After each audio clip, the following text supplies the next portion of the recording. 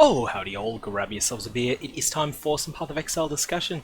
Today, I want to talk quickly about poe.ninja, a really useful website for Path of Exile information, but particularly how to use it in order to find out information on what builds are popular in a given league. Now, there's the way that people tend to use this site, which is to sort characters by experience. That's the default, and that has a little bit of a problem. What poe.ninja does, if you're not familiar with it, when you go to the site, it starts out with an economic aggregator, a whole lot of information about the league economy, and then you click the builds tab and it brings up information on what builds are popular in the league. However, it takes this information from a daily parse of the XP ladder that Grinding Gear Games publish all the time, like it's pretty much always available. And that ladder can be found on the GGG website, just by clicking on Delirium here, so Events Delirium, and this will give you a list of every character in the league ranked by default, ranked by experience points. And where there's a tie, it will be the person that got to their current experience point total first. That comes up a lot with level 100 characters. Anyway, this ends up being very useful early in the league, but towards the end of a league, you'll find that a lot of people carry characters through to level 100 using pure breachstone rotations. And this ends up with a lot of characters that aren't particularly powerful coming up on the stats. Additionally, once a meta settles, you'll find that there'll be a number of builds that end up somewhat represented on the ladder. And so in this league, there are 4,370 level 100 Guardians alone. There are almost 10,000 level 100 characters in this league. And this is not a list of the most powerful characters in the league, this is instead a list of the most determined players. If you're interested in getting some more actionable information, what I suggest you do is flip this ladder from experience to depth. Now this will sort people by how far they've gotten in the Delve Mines solo. It takes a little while to load up, but what I'll do is I'll also jump across to the same information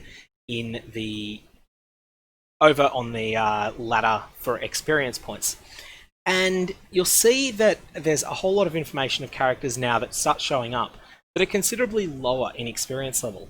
So you've got people that are in their 90s, in their 70s, and that's even on the first page. Like that's the people that have gone the absolute deepest in the Delve Mines.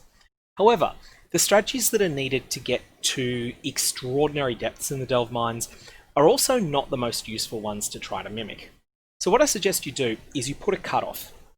Beyond about 1500 in the Delve Mines, only fairly degenerate strategies work.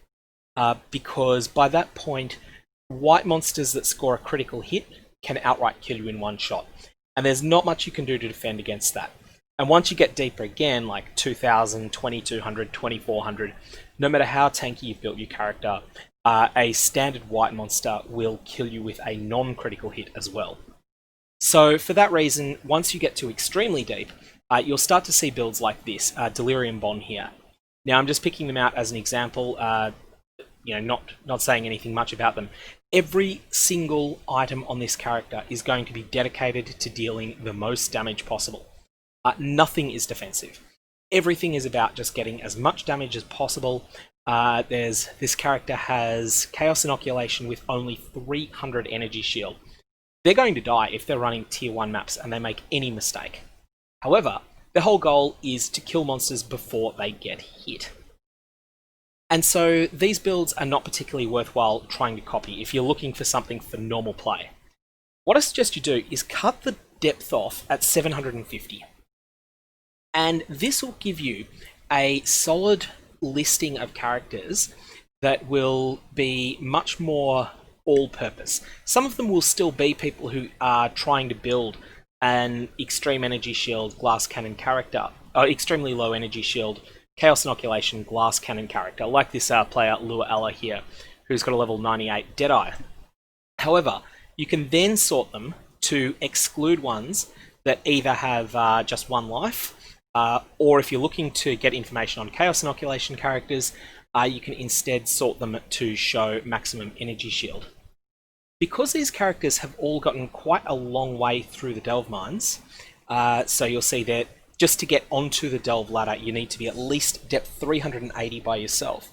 This means these characters are all well suited for tier 16 mapping. Possibly in the case of these glass cannon builds, they're only suitable for doing that with extreme care, but you can easily filter those out in your mind. So for instance, if you are looking for a character built around Val, Cyclone, and Aspect of the Crab, that sounds spicy.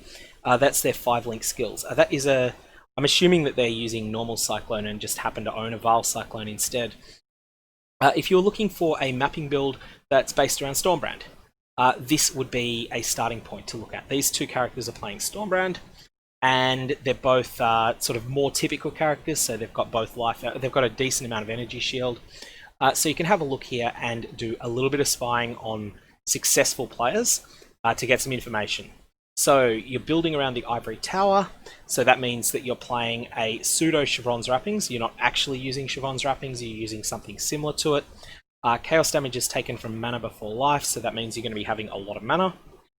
This is Mind Spiral, and this appears to be a build that is using the currently really broken interaction between Stormbrand and Archmage support.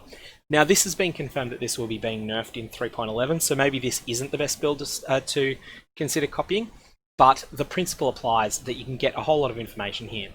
So let's say that we're going to look for things that aren't...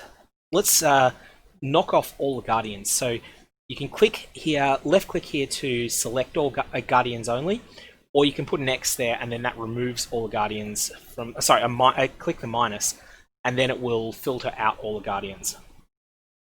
We're also going to remove all evidence of Herald Stackers by explicitly requiring that these characters do not use the dual voices. And now at this point, we can have a look through and see lots of options. So this is a Cyclone with Ice Nova character, so probably something quite similar to what I'm playing in this league. Cast on Critical Strike using Cosbury's Malice, I would expect. And here we've got Cosbury's Malice as a one-handed weapon in conjunction with a Titanium Spirit Shield. So Energy Shield gear, Circles of Fear for juicing up that Herald of Ice, and an Explodey Val Regalia with modest Energy Shield on it. Pandemonious, of course.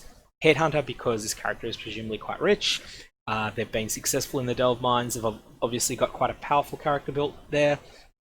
And DPS stats are really misleading on poe.ninja, especially for Cast on Critical Strike setups.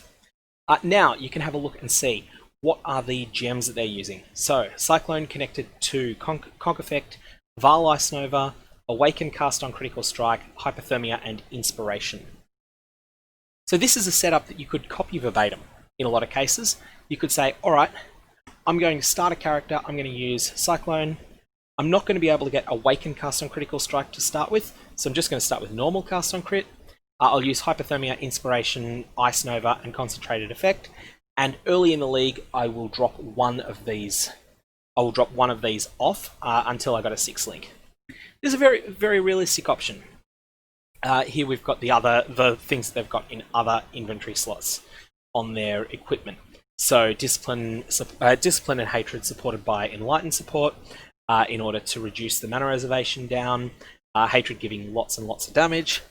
A high but not super high level Precision Gem, which covers a lot of the accuracy requirements, as well as granting some much needed Critical Strike. But most interestingly, you get access to the passive tree that they've taken. You'll notice that there's a number of disjointed things here. That usually means that they're using the Thread of Hope unique jewel. The center of these is probably this jewel slot here. So it looks like they've got the jewel socket there will be Thread of Hope unique jewel, and this jewel socket here, and then that's connecting to 1, 2, 3, 4, 5, 6. That's actually an excellent use of a Thread of Hope. And additionally, you can get some information on that by looking over here. So this is this one is a large ring, not a very large, just a large, with only minus 10% to elemental resist. So that's a perfectly rolled one for this character, except that it hasn't been corrupted. Also here you get some information on what sort of what sort of cluster jewels that this player is using. All of these seem pretty solid so far. Not actually all that familiar with the large cluster jewel nodes. But yeah, energy from naught, so that's the big energy shield node. And that's a starting point if you wanted to build a character similar to this one. Of course, maybe you don't want to go similar to this player, maybe you want to have a look at other ones as well, and you can continue to do that. You will find the very occasional complete and utter meme build in here, but here's an interesting one. Here's a player that's found success in the Delve Mines using the skill Lacerate as their primary skill. It's a really off-meta skill, and so it'll be quite interesting to see what they've done. Soul Taker in the main hand. This is a pure physical DPS weapon and a pretty good one in the offhand. We have Vulnerability Ring. This is interesting in that this player doesn't have any truly outstanding gear. They've got all their gear is solid, but nothing really jumps out at you and makes you think, oh my god, that's an amazing piece of equipment. So if you were interested in playing a Lacerate Gladiator, this might be a good way to get yourself started. Copy something along these lines and get lots of information on how they've built it. You can see, as I say, their entire passive tree. So that's an option if you're looking for something a little bit off meta. But generally speaking, the point that I really wanted to make here is that poe.ninja is an underutilized resource. You want to be sorting it by delve depth late in the league so that you don't end up seeing all of the builds that have been able to get to level 100 through persistence, through trading, and the like, but so that you get more of a sense of which are the most powerful characters. There will, of course, be some that are not suited to your playstyle at all, like the glass cannons.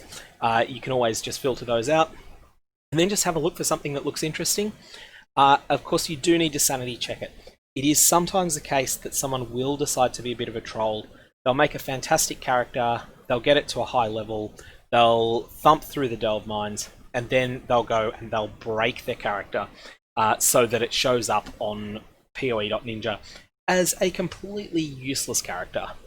I have been tempted to do this myself. I've been tempted to roll an unascended Scion and get it up to very high level and very deep in the delve mines, basically by being carried by other players and also by gear, and then wind up with a character that is totally terrible if anyone copies it.